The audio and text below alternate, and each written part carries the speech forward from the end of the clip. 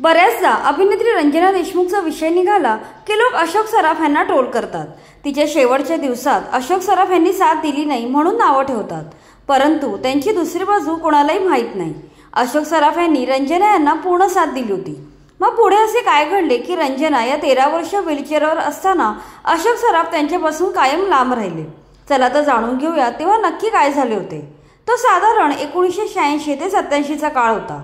रंजना यांचे एका पाठोपाठ एक चित्रपट हिट होत होते, अनेक पुरस्कार मिळत होते, त्यात 2 राज्य शासनाचे पुरस्कारही होते। इंडस्ट्रीतल्या दिग्गज अभिनेत्याबरोबर म्हणजेच अशोक सराफ यांच्यासोबत संसार थाटाची तयारी सुरू होती। समोर यशस्वी कारकीर्द खुणावत होती। सारे कसे स्वप्नवत चालू होते आणि एके दिवशी अचानक होत्याचे नव्हते झाले। मराठी अभिनेत्री रंजनाच्या आयुष्यात तो काळा दिवस आला आणि त्यांचे आयुष्य नरक बनून गेले। त्यावेळी रंजना या झुंजार चित्रपटाच्या चित्रीकरणासाठी बंगळुरूला निघाल्या होत्या। बंगळुरूला जात असताना त्यांच्या गाडीचा भीषण अपघात झाला। या अपघातात रंजना यांचे दोन्ही पाय निकामी झाले। केवळ पायच नाही तर त्यांचा डावा हात देखील काम करेनासा झाला। या अपघातावेळी रंजना अवघ्या 32 वर्षांच्या होत्या। या अपघातानंतर त्या व्हीलचेअरवर खेळल्या। सिनेसृष्टीने त्यांच्याकडे पाठ फिरवली, ठरलेले लग्न मोडले आणि उरले फक्त एकाकी आयुष्य। त्यांनी आयुष्याची पुढची 13 वर्ष अशीच व्हीलचेअरवर बसून काढली होती। कोणत्याही अभिनेत्रीच्या वाटेला येऊ नये असा काळ त्यांनी सोसला। या काळात अशोक सराफ यांनी रंजना यांना साथ दिली नाही असा आरोप त्यांच्यावर होतो, परंतु घटनेची दुसरी बाजू अरुण नाडकर्णी यांनी मांडली आहे।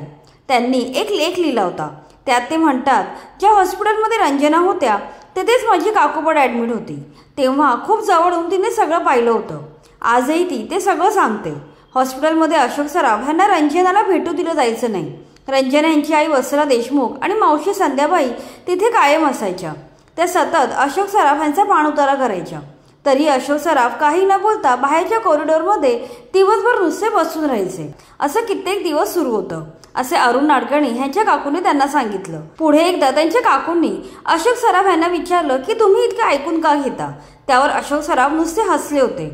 हॉस्पिटलमधून रंजना डिस्चार्ज होईपर्यंत अशोक सराफ तिथे रोज अपमान सहन करत दिवसभर बसून असायचे, अशी आठवण त्यांनी सांगितली आहे। आजही रंजनावरून कोणी अशोक सराफ यांना टार्गेट केलेलं त्या काकूंना सहन होत नाही। त्या म्हणतात की नाण्याची दुसरी बाजूही लोकांनी पडताळून पाहिली पाहिजे। रंजनाबाई सुद्धा खूप मानी होत्या। कोणावर ओझे बनून राहणे त्यांच्या तत्वात बसत नव्हतं, त्यामुळे त्या अपघातानंतर अशोक सराफ यांच्यापासून लांब राहिल्या। अशा प्रकारे रंजना यांच्या अपघातानंतर दोघांच्या नात्याचा शेवट झाला। पुढे रंजना यांनी अपंग अवस्थेत स्वतःला सावरण्याचा प्रयत्न केला।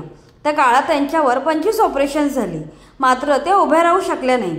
शेवटी जिद्दीने व्हीलचेअरवर बसून त्यांनी नाटक सादर केले, मात्र अखेर 2000 साली त्यांनी त्यांच्या परेलच्या राहत्या घरी अखेरचा श्वास घेतला होता। त्यावेळी त्या फक्त 45 वर्षांच्या होत्या।